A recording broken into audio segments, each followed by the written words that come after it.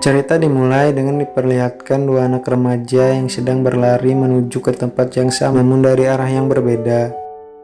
Mereka kemudian bertemu di kantor polisi. Wanita itu bernama Kim Jae-yong, sementara lelaki itu bernama Seo Wok-kyu. Jae-yong dan Wok-kyu adalah teman satu kelas, namun mereka berdua tidak begitu akrab.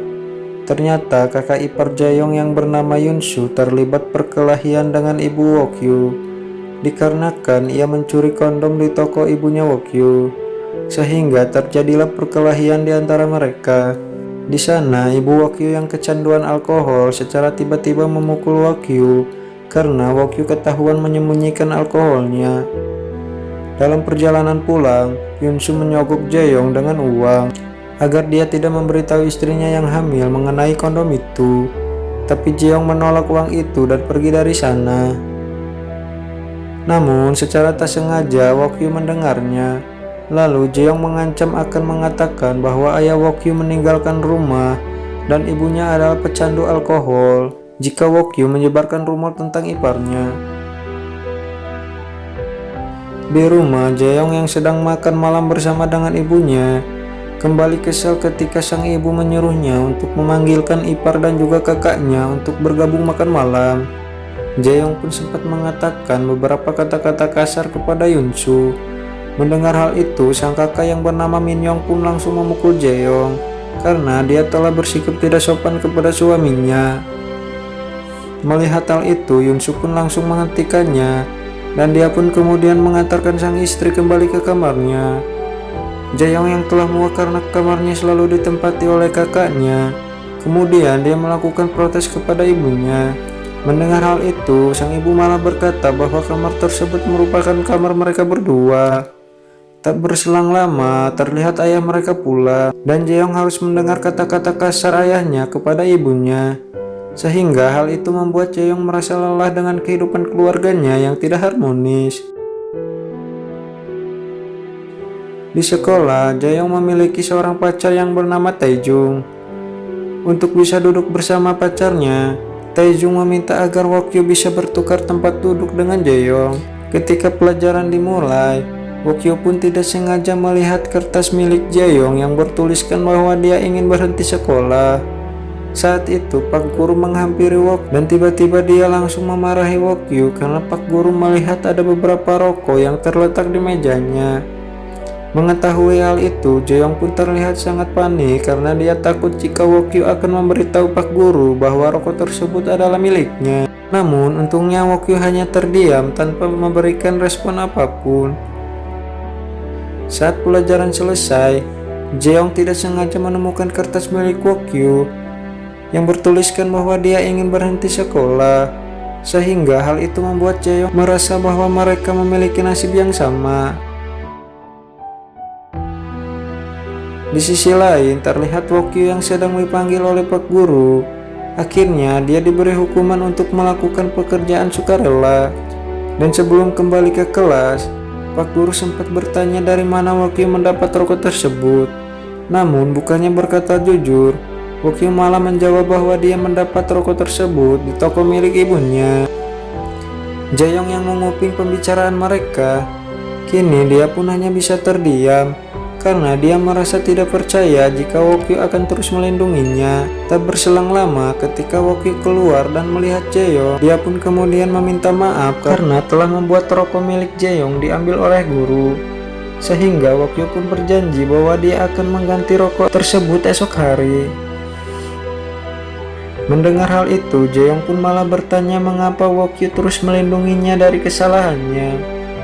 Mendengar hal itu, Wok-kyu kemudian menjawab bahwa dia takut jika Jae-yong akan menyebarkan rumor mengenai keluarganya. Mendengar hal itu, Jae-yong yang merasa bersalah pun kemudian dia meminta maaf karena telah berani mengganggu keluarganya. Di malam harinya terlihat Jae-yong menemui Wok-kyu. Di sana ia menawarkan untuk bekerja sama dengan menjual rokok dan alkohol pada anak sekolah. Wok-kyu bertanya apa alasan Jae-yong melakukan hal ilegal ini. Jae-yong ingin menghasilkan banyak uang dan berencana meninggalkan keluarganya dan hidup mandiri. Namun saat itu Wokyu menolak tawaran Jeong. Di rumah, ibu Wokyu kembali mengatakan kata-kata kasar kepadanya, dan Wokyu pun terus kepikiran dengan kata-kata Jeong yang telah lelah dengan hidupnya. Wokyu segera menemui Jeong dan akhirnya bersepakat bekerja sama. Mereka melakukan pengiriman melalui loker yang tidak terdapat CCTV, dan semuanya berjalan dengan lancar. Di hari berikutnya, Jeong mengajak Wokyu untuk saling bertukar surat berhenti sekolah untuk bisa membentuk kepercayaan satu sama lain. Di sana, Wokyu terlihat cemburu melihat Taejung datang untuk menjemput Jeong. Namun, Wokyu tidak bisa berbuat apa-apa karena dia sadar bahwa hubungannya bersama dengan Jeong hanya sebatas teman. Saat dalam perjalanan pulang, Jeong terlihat sangat kesal karena Taejung hanya malah asik bermain ponsel daripada memperhatikannya. Dan bahkan Taejung tidak mendengarkan cerita Jeong mengenai keluarganya. Untuk pertama kalinya Jeong memasuki rumah Wokyu. Dan ketika Jeong melihat luka Wokyu, ia pun segera membantu mengobatinya. Wokyu yang tak pernah bersenang-senang segera diajak oleh Jeong untuk bermain game. Namun di sana Jeong lagi-lagi melihat kakak iparnya sedang berselingkuh dengan wanita lain. Wokyu pun menanyakan alasan Jeong yang tak pernah memberitahu kakaknya.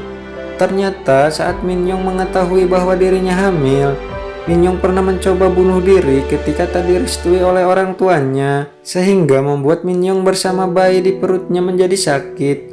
Jeong takut jika hal itu terulang kembali. Satu-satunya hal yang bisa dilakukan mereka hanyalah mengerjai kakak iparnya Jeong.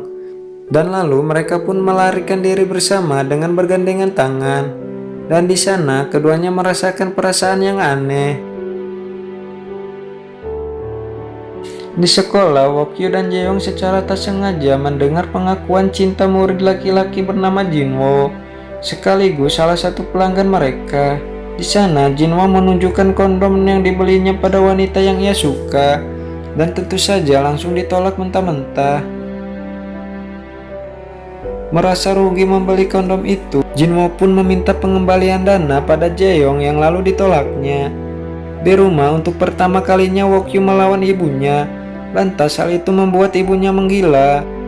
Jeong yang datang turut membantu merapikan barang-barang di tokonya, tanpa menanyakan apa yang terjadi.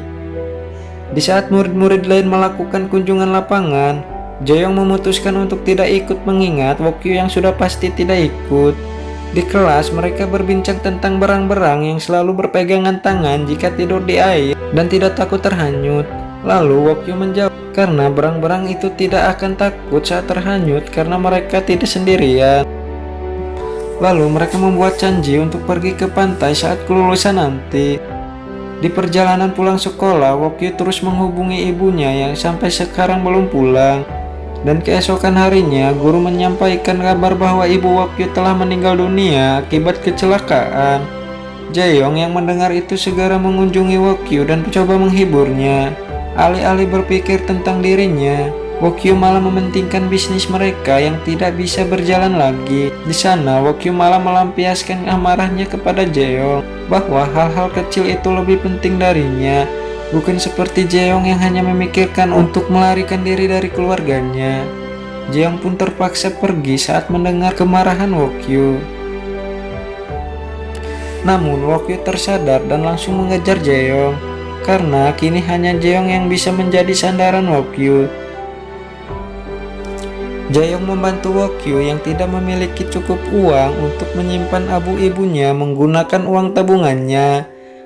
Wokyu pun benar-benar berterima kasih kepadanya, dan ketika Jeong memegang tangan Wokyu, ternyata ada Taejung yang melihat mereka dan lalu memfotonya. Saat di rumah, Wokyu mendapat pesan dari pelanggan. Meski sudah sepakat tidak menjual lagi, Wokyu tetap melakukannya untuk mengganti uang Jeong. Dan ternyata itu adalah jebakan dari Jinwoo yang ingin mengetahui sosok penjual yang tidak menerima pengembalian uang kondomnya. Di sekolah, foto Jeong bersama Wokyu disebarkan oleh Taejung. Ketika Taejung mengatakan kata-kata kasar kepada Jeong, Wokyu dengan cepat memukul Taejung. Namun masalah semakin besar ketika rokok di loker Wokyu terjatuh dan dilihat oleh guru. Jinwoo pun merasa berhasil melakukan balas dendam. Jaeyoung mengunjungi kepala sekolah dan memberitahu semua para pelanggannya, termasuk anak-anak dari murid pintar dan kaya. Namun bukti yang tak cukup itu tetap membuat para guru sepakat memindahkan sekolah Wokyu secara paksa. Di rumah, Jaeyoung yang sudah tidak tahan dengan keluarganya, bahkan bersembunyi di kamar pun sudah tidak bisa lagi. Jaeyoung pun memutuskan keluar dari rumahnya dan mengajak Wokyu untuk lari bersama. Mereka sama-sama meninggalkan semuanya dan pergi ke pantai sesuai janji mereka dulu. Jaeyoung dan Wokyu pun berlari bersama-sama di pantai tanpa rasa takut akan kesendirian. Dengan begitu, film pun selesai.